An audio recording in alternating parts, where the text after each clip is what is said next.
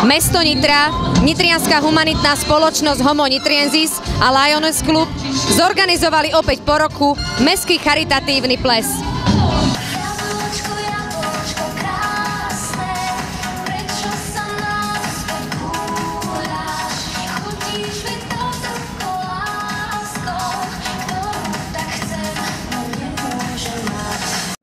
Dámy, vážení páni, rok zase ubehol.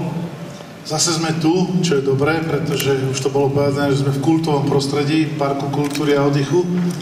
A som rád, že sme sa stretli v takomto počte.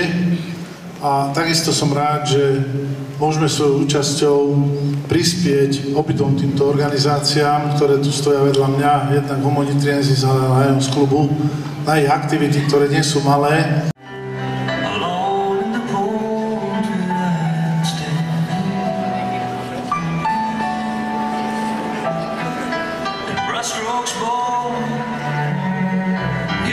Krajské mestá sa musia nejakým spôsobom prezentovať aj v oblasti kultúry. Je začiatok roka a ďalší podtón to má mimoriadne dôležitý, že také organizácie ako Homo Nitriensis, ktoré sú mimoriadne vážim, a takisto Lions Club v podstate dostanú určitý príspevok z členského alebo zo vstupného na tento ples. Čiže si myslím, že pre ich aktivity, ktoré poriadujú, nie je málo počas roka, mnohokrát spolupracujeme na rôznych aktivitách, že to skutočne má veľký význam a som rád, že sa tu zišlo toľko ľudí a že dnes môžeme teda nielen sa zabávať, ale možno tak aj myslieť na to, že sú aj iní ľudia, ktorí sa nezabávajú, ale potrebujú pomoc.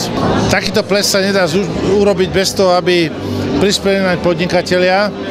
Je tu celá spústa podnikateľov mesta Nitry, vyslovujem im vďaku, pretože ich sponzorské príspevky, možná príspevky do tomboly sú mimoriadne dôležité.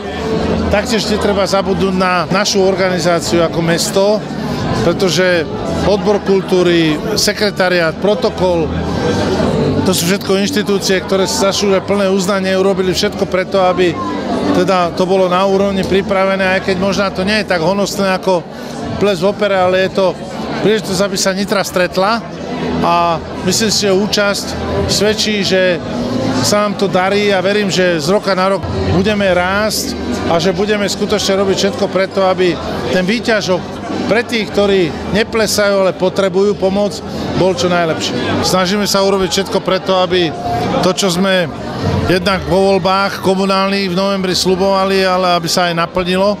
To znamená, že postupne budeme rozpracovať tie jednotlivé veci. Je nový program na roky 2014-2020, čo sa týka Európskej únie, čiže máme tam veľmi veľa podnetov, budeme o tom informovať poslancov. Takisto naše veci, ktoré prechádzali z vanejšieho roka, môžem spomenúť len niektoré také, ako je rekonštrukcia Svetourbanskej školy alebo azylový dom, rekonštrukcia zimného štadióna. To sú všetky veci, ktoré nás čakajú a ja verím, že s podporou obyvateľov a s ich pochopením dokážeme už tento rok odovzdať niektoré veci a postupne za tie 4 roky sa zase nám podarí vytvoriť niečo, čo bude pre naše mesto zaujímavé, tak aby Nitra bolo krásne, krajské mesto, kde sa oplatí skutočne žiť.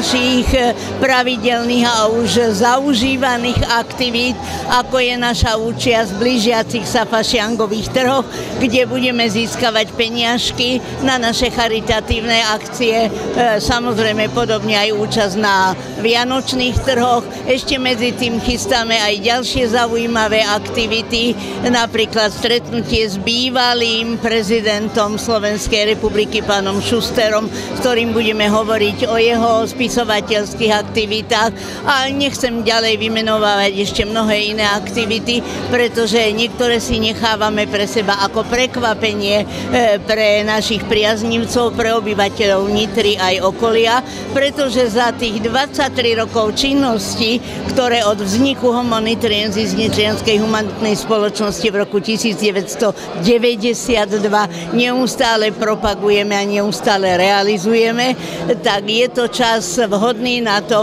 aby sme pripravili pre ľudí aj niečo nové, niečo prekvapujúce, čo keď sa dozvedia, o čo vlastne ide, budú veľmi príjemne potešení. Rozhodli sme sa väčšinu našich peniažkov venovať spoločne s našimi priateľmi z Lions Clubu na zakúpenie prístroja, ktorý je nesmierne potrebný pre zisťovanie diagnózy onkopacientov a verím, že sa nám podarí zbierať postupne tie peniažky tak, aby sme tento prístroj mohli zakúpiť spoločnými silami, aby pomohol tým, ktorí ho budú najviac potrebovať.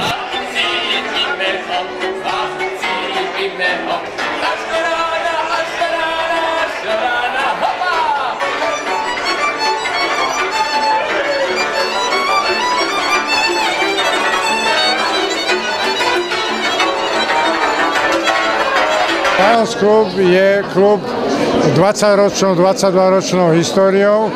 Jeden z prvých klubov založený na Slovensku, alebo Československu ešte vtedy. Činnosť klubu za 20 rokov je určitým spôsobom motivované pomáhať tým slabším. V prvom rade s detským domovom Klasov spolupracujeme. Tam veľké ekonomické čiastky dávame a ja si myslím, že pre tie deti, ktoré nepoznajú možno rodičov, majú svoje problémy životné, je to jeden z takých krásnych myšlenok.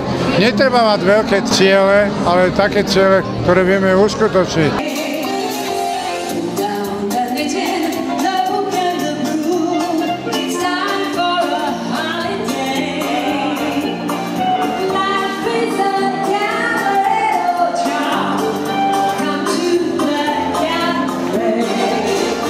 Zábava všetkých plesajúcich hostí bola po celú noc vynikajúca. Všetci sa tešíme už na nasledujúci ročník.